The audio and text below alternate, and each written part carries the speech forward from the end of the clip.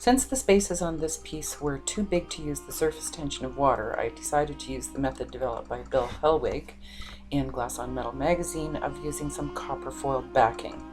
So I cut it pretty tight, and I crimped it into place and made sure that it was very tight before I started my wet packing. Then I packed in a layer of flux, and I fired it just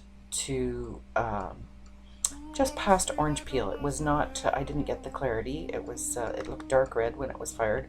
Sorry, I forgot to take that picture. And then I started blending in the same manner that I had blended on the other smaller piece that I had done the surface tension method with. So I built up several layers, I would say about 5 layers.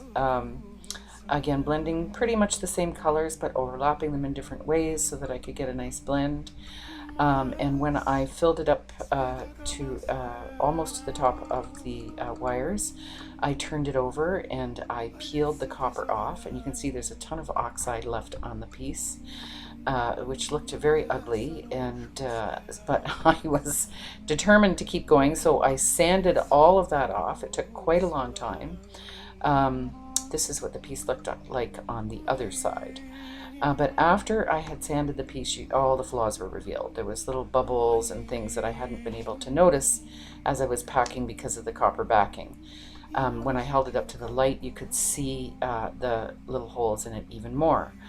So for my final firing, instead of just firing it to smooth, I added a little bit of enamel in order to kind of try and address those. But as you can see here, when I hold it up to the light, there's some stains and the little bubbles are still kind of noticeable. So I was not as happy with this technique.